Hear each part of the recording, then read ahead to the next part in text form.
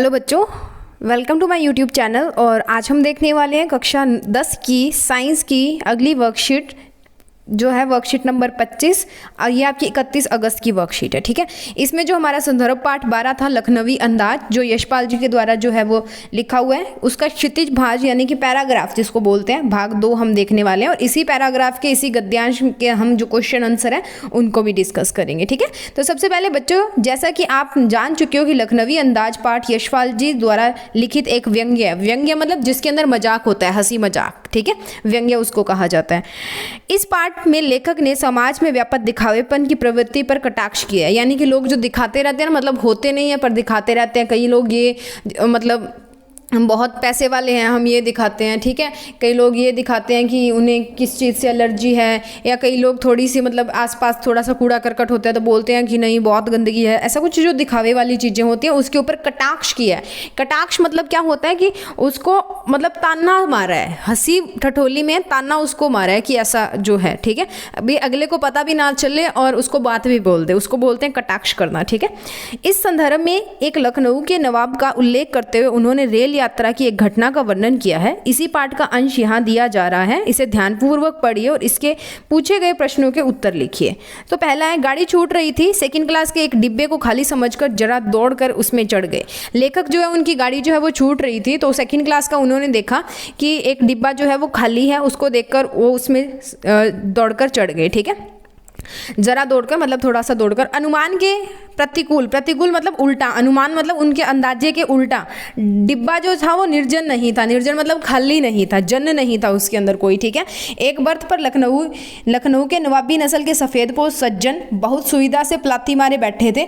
ठीक है, मतलब उनका जो पहनावा था और उनको जो देखने में वो जैसे लग रहे थे लखनऊ के नवाब जैसे लग रहे थे, उन्होंने ये कटाक्ष किया, उनके ऊपर एक मतलब मजाक किया। वैसे लखनऊ के नवाब ट्रेन में थोड़ी जाते हैं। ठीक है, तो उसके सामने 2 ताजे चिकने खीरे तौलिए पर रखे हुए थे, खीरे काट के तौलिए के ऊपर रखे हुए थे।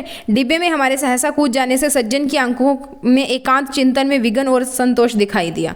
तो एकदम वो जब गाड़ी में चढ़े लेखक, तो वो जो आगे पर्सन बैठा था, आगे जो आदमी बैठा था जिसको लखनवी नवाब इन्होंने कहा है, उनको मतलब ऐसे खुशी नहीं हुई, उनको ऐसे असंतोष हुआ, उनको विघन यानी कि मान लो वो कुछ सोच रहे थे और लेखक के एकदम आने से उनकी उस सोच के अंदर कोई मतलब अटक गई हो या रुक गई हो या वो खराब हो गई हो। ठीक है, वो दिखाई दिया। यह भी कहानी के लिए सूझ की चिंता में हो। नवाब साहब की संगति के लिए उत्साह नहीं दिखाया। नवाब साहब के जो थे वो बैठे थे डिब्बे में और सामने उनके मतलब जो लेखक आ गया, तो उन्होंने ये नहीं सोचा कि चलो रास्ता है वो आसानी से कट जाएगा, कोई तो आया हम बातें कर लेंगे, ये कर लेंगे। पर उनको कोई भी जो था वो उत्साह नहीं था, वो देखकर खुश नहीं थे। हमने भी उनके सामने बर्थ पर बैठ के आत्मसम्मान में आंखें चुरा ली। अब ये भी एक व्यंग्य है कि उन्होंने बोला कि अब मैं तो उसके सामने गरीब सा दिख रहा था, वो नवाब था, तो मेरी उसके सामने कोई हैसियत नहीं थी, इसलिए मैंने भी अपनी आंखें नीचे उसकी करके उसके सामने वाली सीट के ऊपर यानी कि बर्थ के ऊपर बैठ गया।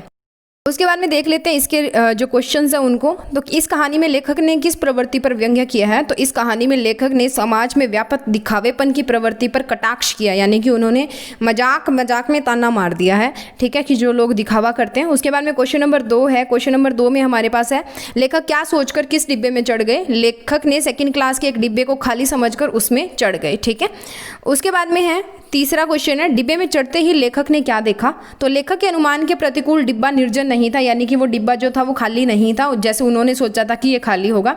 एक बर्थ पर लखनऊ के नवाबी नस्ल के एक सफ़ेदपोश सज्जन बहुत ही सुविधा से प्लाथी मारे बैठे थे। सामने 2 ताजे चिकने खीरे तौलिए पर रखे हुए थे। ठीक है, उसके बाद में है हमारे पास क्वेश्चन नंबर 4। उसमें है कि उपरोक्त गद्यांश में जहां आपको लगता है कि इस पंक्ति में कटाक्ष या व्यंग्य किया गया है, उन पंक्तियों को पहचान कर लिखिए। तो पहला है, एक बर्थ पर लखनऊ के नवाबी नस्ल के सफ़ेदपोश सज्जन बहुत सुविधा से प्लाथी मारे बैठे थे। ठीक है, दूसरा है, डिब्बे में हमारे सहसा कूद जाने पर सज्जन की आंखों में एकांत चिंतन में विघन का असंतोष दिखाई दिया।